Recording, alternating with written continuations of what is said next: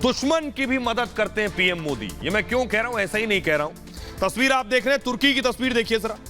ये आप देख रहे हैं मलबा, चारों तरफ धुएं का गुबार आपको नजर आ रहा है। पूरा ऐसा लग रहा है पूरा ये शहर, क्योंकि 10 शहर में सबसे ज्यादा तबाही आई, पूरा शहर तबाह और बर्बाद हो गया। इमारतें देखिए खिलौनों की तरह पलट गई हैं, उलट गई हैं। जो आप देख रहे हैं तबाही का मंजर, ये एक भूकंप से आया है। अगली तस्वीर दिखाई जरा। ये देख रहे हैं एक शख्स रो रहा है अपने बच्चे को सीने से लगाकर। फुल स्क्रीन लीजिए जरा। बिलक बिलक के रो रहा है। न जाने ऐसे कितने परिवार हैं, न जाने ऐसे कितने लोग हैं।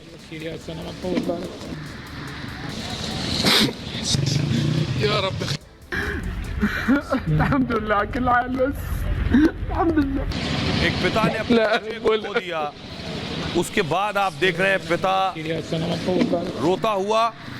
इस भूकंप ने उसके बच्चे की जान ले ली। आइए अब मैं आपको दिखाने जा रहा हूं। ये जो बच्चा आप देख रहे हैं, भूकंप में पूरा परिवार खत्म हो गया। ये सिर्फ बच्चा बचा है, सिर्फ ये बच्चा बचा है। पूरा परिवार भूकंप में खत्म हो गया। ये मासूम बच्चा, न मां न पिता, कोई नहीं बचा है। ऐसे न जाने कितने बच्चे तुर्की में मौजूद हैं, न जाने कितने परिवार ऐसे तुर्की में मौजूद हैं। पूरे के पूरे परिवार खत्म हो गए। 5000 से ज्यादा मौतें हुई हैं। अगली तस्वीर दिखाइए। ये आप देख रहे हैं एक बच्चा, एक नवजात बच्चा, एक प्रेग्नेंट लेडी, गर्भवती महिला ने बच्चे को जन्म दिया। वो तस्वीर मैंने आपको दिखाई। एक बच्चे को बचाया गया, रेस्क्यू किया गया। ये वो तस्वीर आप देख रहे हैं। ये देख रहे हैं, ये बच्चे को बचाया गया। अगली तस्वीर दिखाइए जरा। ये आप देख रहे हैं, ये शेल्टर होम की तस्वीरें हैं जहां लोगों को लाकर रखा गया है सुरक्षित जगहों पर। अगली तस्वीर दिखाई। लेकिन प्रधानमंत्री नरेंद्र मोदी ये सारी तस्वीरें देख रहे थे और भावुक हो रहे थे। इसके बावजूद कि ये वही तुर्की है जो कश्मीर के मुद्दे पर भारत के खिलाफ और पाकिस्तान के साथ खड़ा रहता है, प्रधानमंत्री मोदी ने बड़ा दिल दिखाया और ऐसे वक्त में तुर्की की मदद की। अगली तस्वीर दिखाई। ये आप देख रहे हैं ग्लोब मास्टर, भारतीय ग्लोब मास्टर तुर्की में लैंड हुआ और उसके बाद देखिए ये चीजें भारत से भेजी गई हैं तुर्की में मदद के लिए। ये देख रहे हैं गाड़ियां निकल रही हैं, एम्बुलेंसेस, भारत से जो एम्बुलेंस भेजी गई है वो आप देख रहे हैं सामान, राहत सामग्री भारत से भेजी गई। अगली तस्वीर दिखाइए। ये आप देख रहे हैं ये एनडीआरएफ की टीम भी पहुंची है। ये एनडीआरएफ के जवान जो भारत से गए हैं तुर्की मदद करने के लिए। तो प्रधानमंत्री ने ये बताया है कि बेशक आप दुश्मन हैं, लेकिन बुरे वक्त में हमारा दिल बहुत बड़ा है, हम भारत हैं, और इसी बड़े दिल को दिखाते हुए प्रधानमंत्री ने मदद भेजी है। रिपोर्ट देखिए।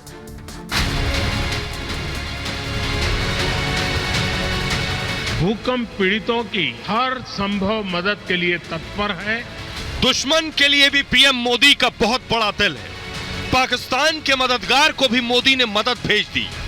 बार बार भारत के विरोध में खड़े होने वाले पाकिस्तान का समर्थन करने वाले तुर्की की हालत बेहद खराब हो गई है। 10 से ज्यादा शहर मलबे में तब्दील हो गए और हर तरफ सिर्फ मलबा ही मलबा नजर आ रहा है और कुछ दिख रहा है तो मलबे से निकलती लाशें। हालात इतने खराब हैं कि तुर्की और सीरिया में मौत का आंकड़ा 5000 को पार कर चुका है। अभी मरने वालों की संख्या 8 गुना तक बढ़ सकती है। पूरे तुर्की में भूकंप आने के बाद त्राहिमाम मचा है। एर्दोगन ने 7 दिन के लिए राष्ट्रीय शोक की घोषणा की है। तुर्की की डरावनी स्थिति को देखकर प्रधानमंत्री मोदी का दिल पसीज गया और पीएम मोदी ने रेस्क्यू के लिए एनडीआरएफ की फौज भेज दी है। इसके साथ ही राहत और बचाव की सामग्री भी भेजी है। अब आपको बताता हूं कि आखिर भारत ने क्या कुछ मदद भेजी है तुर्की में। अभी ये शुरुआती मदद है। ये देख रहे हैं आप, ये ग्लोब मास्टर आप देख रहे हैं जो तुर्की में लैंड किया है और एर्दोगन को, उनके देश को राहत सामग्री प्रधानमंत्री नरेंद्र मोदी ने भेजी।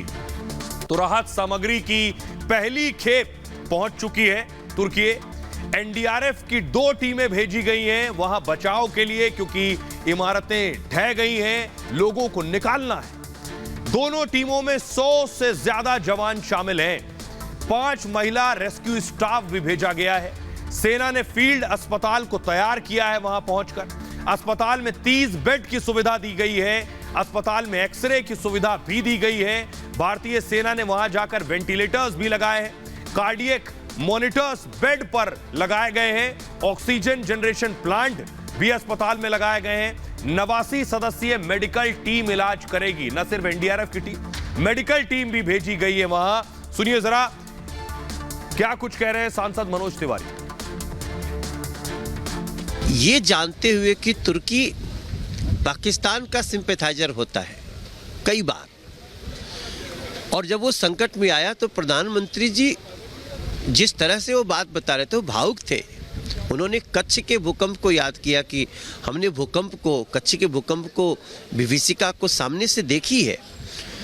तो ऐसे में तुरंत तुर्की के लिए सबसे पहले सहायता के लिए निकलना, क्योंकि भारत के पास स्पेशलिस्ट हैं भूकंप के समय में काम करने वाले लोग।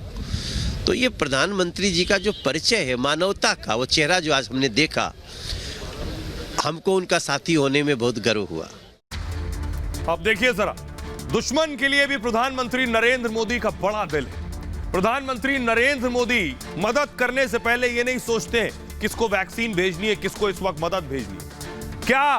क्या दुश्मनी तुर्की के साथ, उसके बाद भी मदद भेजी गई है। देखिए जरा, अब मैं आपको बताने जा रहा हूं, बहुत कम लोग जानते हैं। कश्मीर के मुद्दे पर तुर्की ने हमेशा पाकिस्तान का साथ दिया है। एर्दोगन ने कहा कश्मीर जितना पाकिस्तान के लिए अहम और खास है, उतना ही कश्मीर तुर्की के लिए भी अहम है। सोचिए जरा, बेगानी शादी में अब्दुल्ला दीवाना।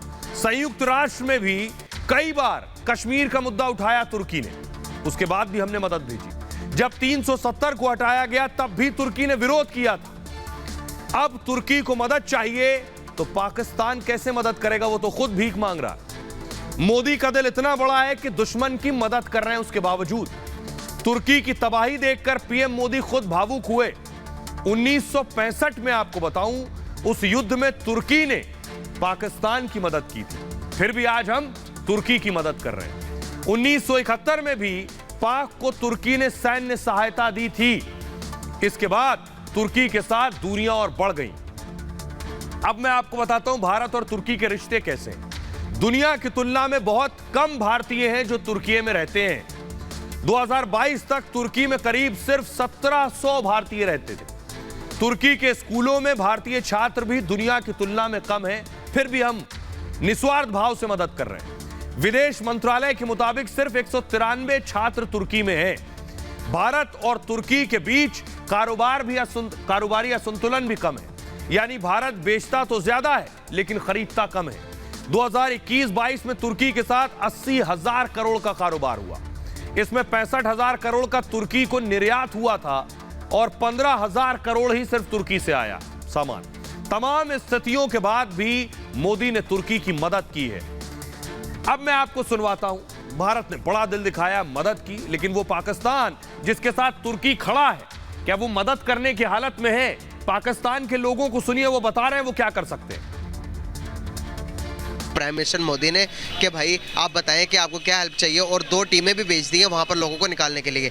लेकिन इसके बरक्स पाकिस्तान, जो कि हम कहते हैं कि मुसलमानों के अलंबरदार हैं, हमारी तरफ से सब कुछ जाता है, लेकिन गवर्नमेंट ने भी कोई ऐलान नहीं किया। क्या वजूहत है? वजह सीधी सी है, हमारे अपने पल्ले कुछ नहीं, हमने किसी को क्या, हम तो पहले भीख मांग रहे हैं।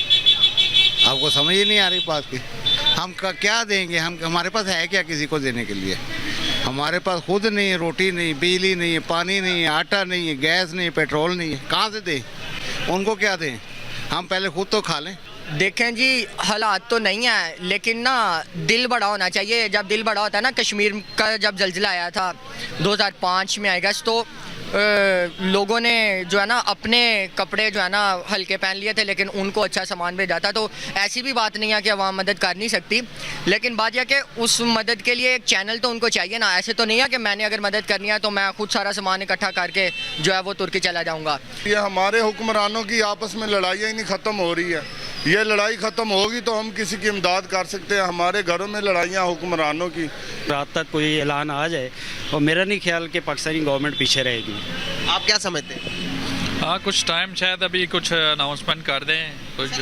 हम इस सिचुएशन में है कि हम हेल्प कर सकें? नहीं, वो देखें, कुछ गवर्नमेंट के पास ऐसे वसाइल होते हैं जो कि बैरूनी किसी दोस्त मुल्क के लिए कुछ करना चाहें तो वो कर सकते हैं। वो हमारे जो वसाइल हैं उनमें से नहीं निकालेंगे।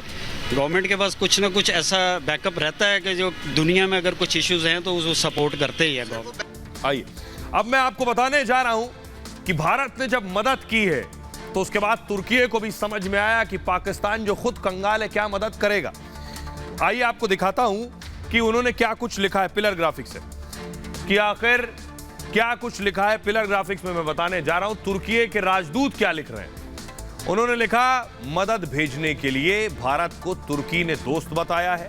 लिखा, दोस्त हिंदी और तुर्की समान शब्द है, जरूरत में काम आने वाला ही सच्चा दोस्त है, मदद के लिए धन्यवाद।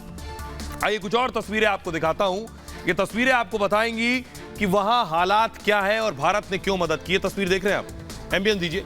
ये पूरी इमारत गिरी उस दौरान जिस वक्त जैसे ही भूकंप आया उसके बाद ये इस तरह की न जाने कितनी इमारतें देख रहे हैं आप। गाड़ी आगे बढ़ रही और आसपास इमारतें गिरती चली जा रही थी। इसी तरह की तस्वीरें कल भी मैंने आपको दिखाई। अगली तस्वीर दिखाई जरा, ये आप देख रहे हैं पूरी स्ट्रीट को देखिए, इस गली को पूरी गली कांप रही है, यानी कंपन आपको नजर आ रहा है। ये देखिए इमारतें गिरनी शुरू हो गई एक एक करके। ये दिल दहला देने वाली तस्वीरें हैं। अगली तस्वीर दिखाई जरा, ये आप देख रहे हैं लोग जा रहे थे कार से और अचानक बिल्डिंग गिर गई। लोग जा रहे, फुल स्क्रीन लीजिए जरा इस तस्वीर को एम्बियंस के साथ।